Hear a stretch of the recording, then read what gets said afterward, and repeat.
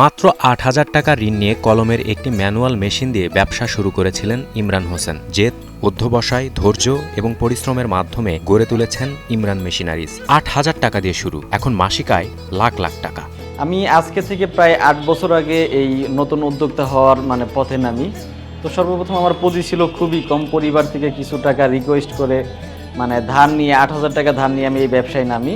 তারপর আল্লাহর রহমতে আমি সেই ব্যবসাটা শুরুতে আমার অনেক পরিশ্রম হয়েছে, অনেক বাধা আসছে, বিশেষ করে পরিবার থেকে। তারপরেও আমি চেষ্টা ছাড়ি নাই, আমি চেষ্টায় ছিলাম এবং আজকে আলহামদুলিল্লাহ আল্লাহর রহমতে সফল। আমাদের এখন বিভিন্ন প্রোডাক্ট মেশিনারিজ আছে, কলম, লাইট, মোমবাতি, জুতা, চানাচুর, বিভিন্ন প্রোডাক্টের মেশিনারিজ।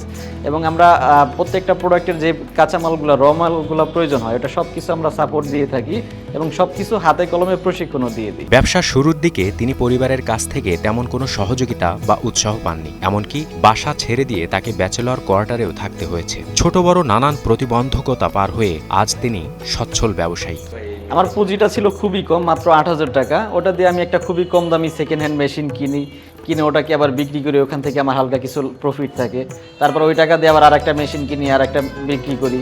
তো এখন তো আলহামদুলিল্লাহ আমার দোকান, শোরুম, ট্রেনিং সেন্টার সবই আছে, কারিগরও পর্যাপ্ত পরিমাণের আছে। তো তখন তো আমার ইনভেস্ট মাত্র ছিল ৮,০০০ টাকা, তখন তার কোনো কিছু ছিল না, একটা দোকানের অ্যাডভান্স দেওয়ার মতো তো টাকা ছিল না। সেজন্য আমি থাকতাম ব্যাচেলার কোয়ার্টারে, ওখানে আমার সব কাস্টমারকে নিয়ে যেতাম, ওখান থেকে খাটের উপর রেখে মেশিনগুলো রেখে সব কিছু দেখাইতাম। তো অনেক কাস্টমার অনেক ভয় পাইতো, কারণ ওইসব জায়গায় কিন্তু যাইতে চাইতো না একটা কোয়ার্টারের ভিতরে।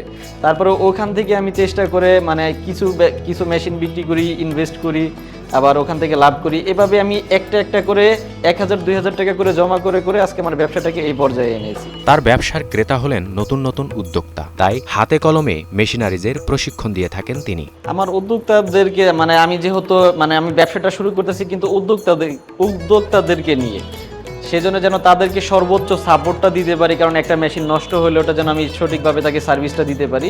সেজন্য মূলত আমার মেশিনগুলো প্রোডাকশন করা।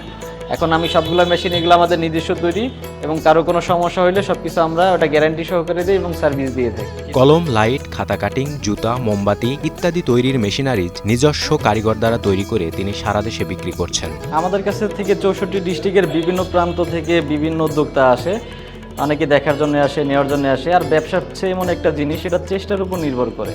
10 জনে শুরু করলে 5 জনে করতে পারে, 5 জনে পারে না, এটা যার যার চেষ্টার উপর।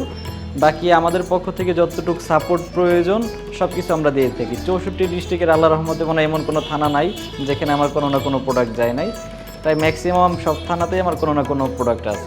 ৮,০০০ টাকা পুঁজি দিয়ে বর্তমানে কি ব্যবসা করা যাবে? উদ্যোক্তা হবার স্বপ্ন যারা দেখেন তাদের জন্য কিছু পরামর্শ দিয়েছেন এই ব্যবসায়ী।